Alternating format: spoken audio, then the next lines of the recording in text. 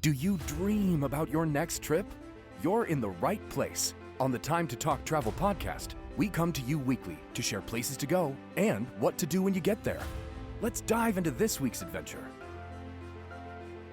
Hi, and welcome back to another episode of Time to Talk Travel. Today, we are talking about a topic that is important during months that include Earth Day and all year round, and that is the idea of sustainable and eco-friendly travel. What that looks like, how we're getting out into nature, how we're making sure our travel doesn't have a giant impact on the community or on the planet in a negative way. There are a lot of sustainable and eco-friendly travel options out there. We're going to dive into some of them. Who has stayed at a resort or a hotel that tied in the environment and the community in an eco-friendly way? I have on a few. I stayed at Gran Vilas down in Riviera Maya, Mexico, where they had us plant a tree.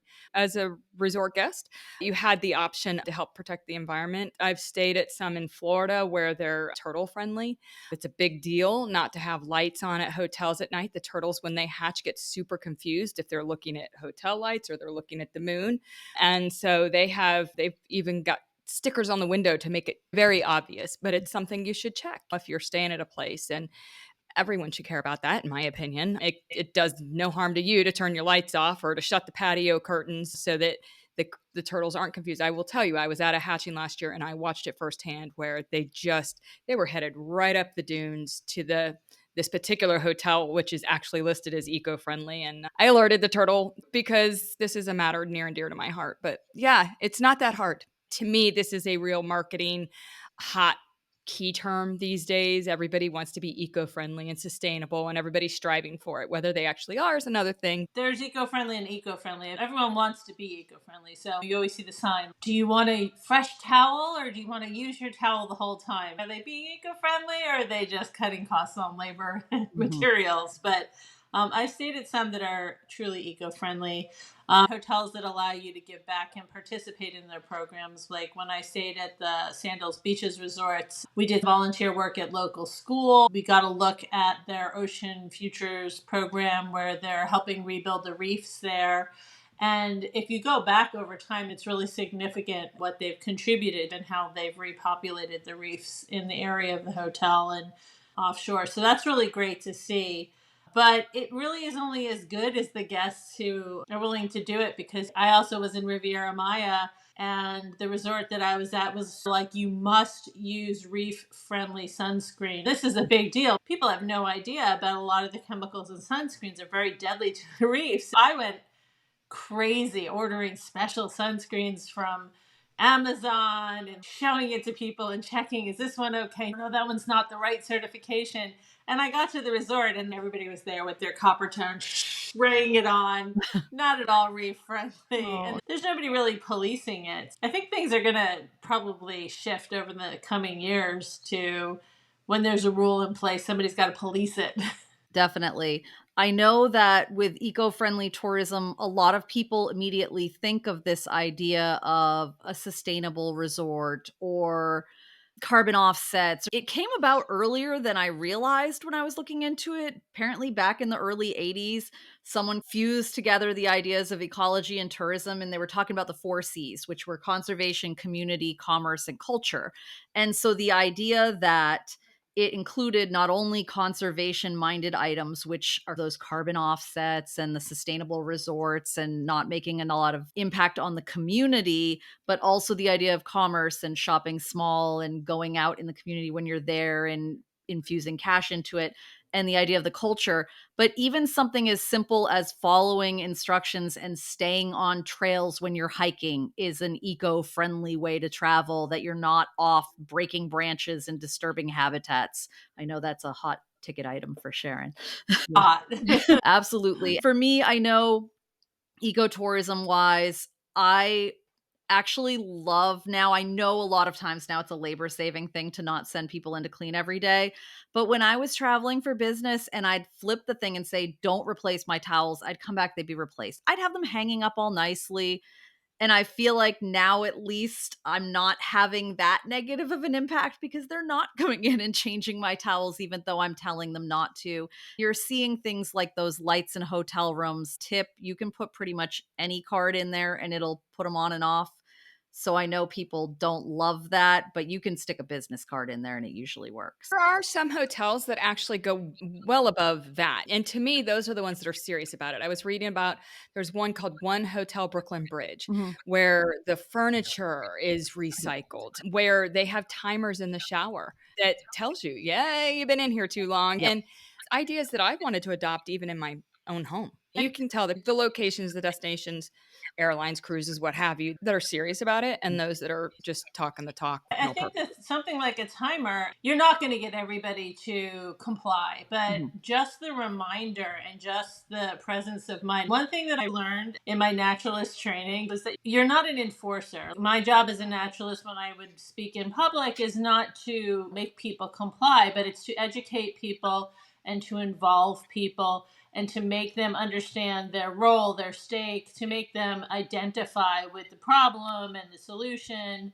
and just have a greater understanding because a lot of people are so divorced from their eco impact. The people that are collecting on the beach and destroying the beach habitats that I get so upset about, a lot of them just have no clue what they're doing and what the impact is and what it all means. So I think the best hotels and the best programs are the ones that really do involve the guests from the kids on up to the adults by putting a timer in and saying, hey, maybe you should think about this. Or, hey, did you know that otters are a keystone species and without otters we'd all probably die because, and then launch into the story of how otters eat the sea urchins that are invasive. And if the sea urchins are not controlled, then the kelp forests under the sea will die. If the kelp forests die, then we are in big trouble. Involving people in the whole story of it makes it feel more personal. That's like the And I don't circle of life thing going on. Yeah. And I was saying, even if where you're staying or how you got there wasn't the most eco friendly, there are ways you can become more eco friendly wherever it is you're visiting. Mm. Almost every city has a conservation group. If you don't want to sit around on the beach all day, you can absolutely ask to be involved with turtle conservation efforts and what have you. Some of them definitely want the year round residents doing it, nobody else. But there's no reason you can't walk the beach yourself and let them know, hey, I saw a new nest. There are ways to connect with nature no matter where you go. Whether you're climbing the mountains, I'm a water baby, but I am doing a mountain climbing thing this summer. I'm going to the Utah National Parks. I'm looking forward to it. It'll be totally different for me. And on the Utah front, my daughter is one of the two archaeologists at Zion National Park. She's deeply involved with preserving cultural heritage within the parks and making people aware that they can't disturb stuff.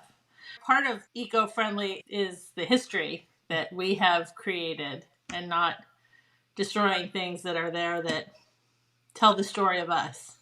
It's the whole leave no trace idea, which is the perfect segue into Utah and hiking. Like we were mentioning before, staying on trails and respecting where you are and not thinking you don't have to follow the rules that anyone else does, which we've talked about before.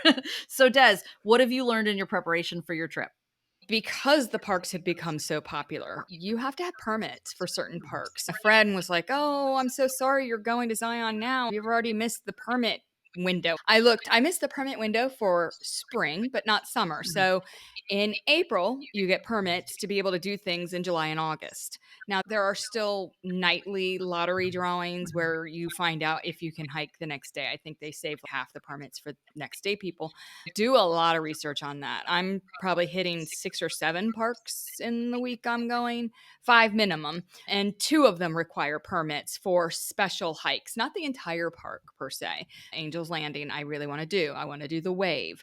2 of the spots I've researched so far, I needed to apply for permits and I had to do it now. It opened April 1st and it shuts like April 20th. But again, if you don't get the lottery drawing for that, there is a night before kind of thing. Do the research, and they're doing that to protect it, to make it not so overrun, because so often a lot of these destinations that we love so much because they're so beautiful are just being worn down, overrun, and left ugly. Like you said, leave no trace behind. I saw that at a beach I went to in Alabama, Gulf Shores. It's whether, like Ciaran said, whether the people are going to actually pay attention and You can't police them. I'm not averse to picking up their garbage if I have to. If I'm the last one out on the beach that night, You it is what can't it is. expect people to comply without education. And even with education, if they don't identify with the cause that you're asking them to embrace, they're never going to comply. It's the old catch more flies with honey approach. You really do have to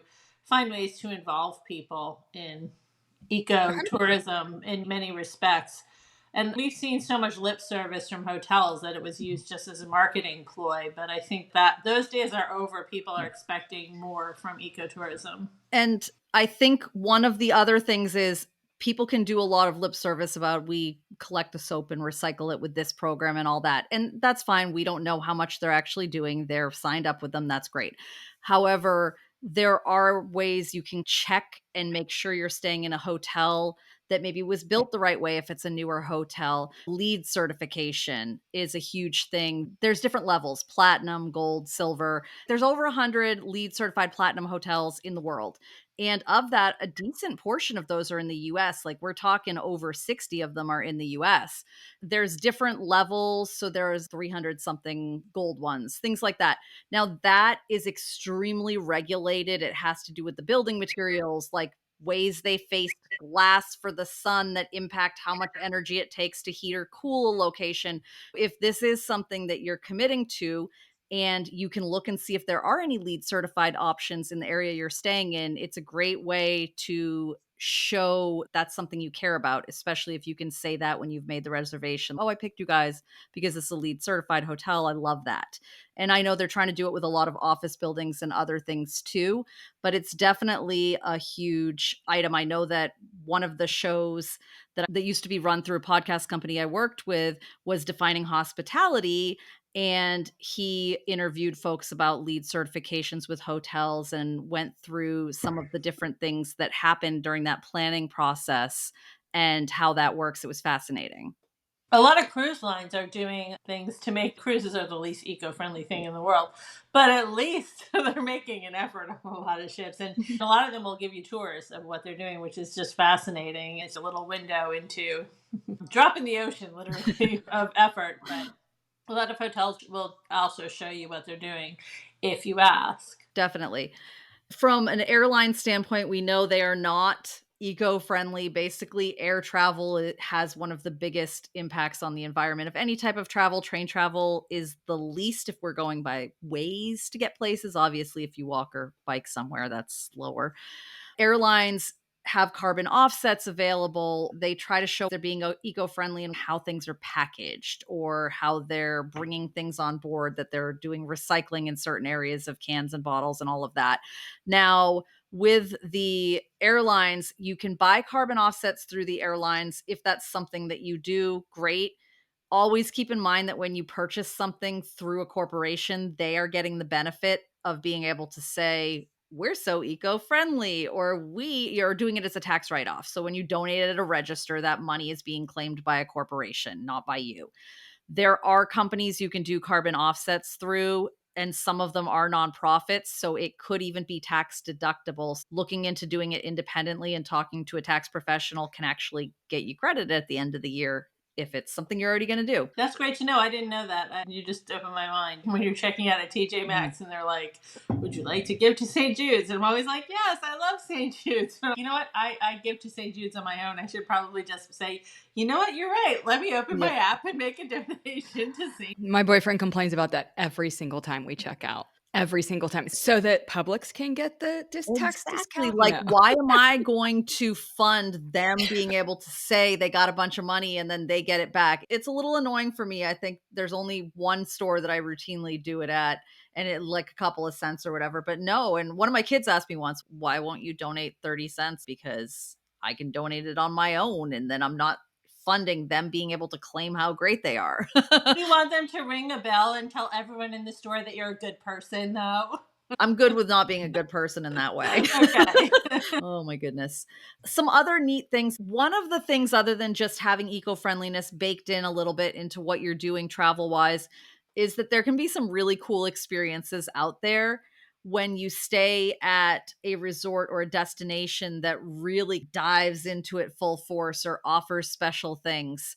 I know that I've always liked it when things are grown on site, as far as vegetables, and it's cutting down the carbon footprint of food moving. And those don't even have to be resorts or hotels. I know that for us, we have a restaurant in New Hampshire called Pickety Place. I grew up going there. It's near the Mass border in Mason, New Hampshire. They do this rotating monthly 7-course luncheon menu where they're growing a ton of stuff on the grounds, and it's very rustic and cute. And there's shops, and there's a cat that roams around. It's something that my mother and my sister and I have always done together, special occasions. So I love that. I think for me, that's one of the ways I go a lot with eco-friendly is restaurants, and picking restaurants that are doing local buys. And that's one of my favorite ways. Farm to table is one of my favorite type of restaurants. There's a bunch in Paso Robles that I've been to, and that's huge in California as well because we grow so much produce locally. There's just nothing better than locally or on-site grown produce in the food that you're consuming at a restaurant. It always tastes better. I don't know why. Maybe it's just the absolute freshness. I love that in Europe too. You get a lot of, this is what grew in our garden today, so this is what we're serving. Exactly. They even had that at the JW Marriott in Orlando I stayed at once, where we could go out to their garden and see what they were growing that they were using in the food they were feeding us. And I was surprised to see that at a major chain in a touristy town. That's, I think, another thing to keep in mind, no matter where you're going, is looking at what their concerns are. I remember reading an article about Palau that you signed a pledge when you visited that said, I promise to take care of this land, this nation, this area as if it's my own, because I recognize there are people who call this home. And I think, again, just it's an eye opening. You're not just on vacation, popping in, popping out. It is their home, somebody's home. And anything you can do to not be that selfish tourist that, again, leaves junk on the beach or leaves the water running in the shower when they're not in there for 20 minutes or opens the slided glass doors while the AC is running. I used to own beach properties, and that was my peeve. You just can't keep up, and the AC will freeze and the unit will freeze up, and then you'll have no AC. So all of it, in the end, be selfish if that's what it takes for you to be aware. There are such little things you can do throughout the trip that make a big difference. No, absolutely. And I love that, signing the pledge and saying that was worded so well. That's such a neat thing. I don't know if I've seen that before. Yeah, I think New Zealand was considering it. I don't know if they ever did, but Palau did. Hmm. And there are travel specialists that will tell you if you don't want to do all the research into it. I had a friend actually email me today. They want to plan a trip to Greece, just looking for any advice on it. And step one for me was when and exactly where. They're looking at summer. And I said, I just got to be honest. It's just going to be overwhelming. I like it so much more in late September, October, or April. She teaches at a school. That's just when she has off. Yep. So she's got to go. My suggestion was work with a tour group, Yep. a travel agent, because there are going to be so many options and things that you may, the flights, the hotel, whether everything could be overrun, and you just want to have someone you can call when things go sideways. But you can tap into their resources as well for what's most eco-friendly, what's most sustainable.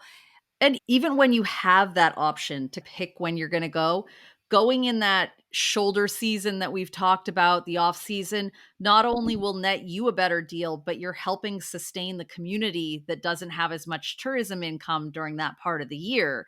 So you are literally putting money into their pockets when you visit off season, and you're saving as well, which is another way to think holistically and sustainably about the community. Another thing is just making sure that you involve your kids. If you're picking a LEED certified hotel, tell the kids you did it and why and what they do that's cool, and involve them in it, because the travel lust and wanting to travel is only getting stronger and stronger. I see it even more in my kids than myself, and I love going places. So building that next generation of eco-friendly travelers who are going to keep things nice for the next generation after that is so important. I agree with that. And I think that is a learning lesson. My impression of a lot of older travelers are like when you go to eat organic, oh, it's just so much more expensive. Or it doesn't have to be more expensive, and it can still be very fun. It doesn't have to inconvenience you in any way. Yep. And that's what so many people, well, I don't really look at it because in the end, how does it really matter to me? And you're right. We're going to be long gone when it really takes its toll. It's going to be our kids and our grandkids who have to deal with the repercussions, in my opinion. So telling them, look, I'm making this choice to go here instead of here. It's going to cost us another, maybe it's $10 more. And I'm making these choices because of XYZ. People, I feel like they see such an extreme. Oh, okay, you're the crunchy mom. You're the one. No, it doesn't have to change your trip drastically. Yep. But little changes may add up to big changes ultimately. It's all about awareness. A lot of people still do believe that anything eco-friendly is punitive. You're going to pay for it, you're going to suffer for it, you're going to not have as good of an experience for it. And more people are ultimately selfish. They don't want to suffer. They want to enjoy themselves, especially on vacation. So anytime that you can give them a better story and make it seem rewarding instead of punitive, it's going to end up better. And it's so 100%. baked in now. I feel like you can find it without having that extreme of price that some people are expecting. And perhaps some of them just didn't realize that. Maybe they looked into it years ago when it was becoming a thing and it was so much more expensive. Now we just have to remind them that things have changed and a lot of people are veering in this direction so they can look at it again and it will not necessarily be more expensive. Okay, well, I think that is the quick wrap on sustainable and eco-friendly travel and just being in touch with why you're making the decisions you are and talking about them so that we can continue to travel for many years to come and leave things pretty and undamaged for the next generation. Thank you so much for joining. We'll be back next week with a different travel topic. Happy travels. This has been another episode of Time to Talk Travel, brought to you by #travels.com. You can keep in touch with us between episodes by checking out our site, joining our newsletter, or connecting with us on social. We've always got the information you need in our episode notes. Until next time, happy travels, and thanks for being a part of our trip.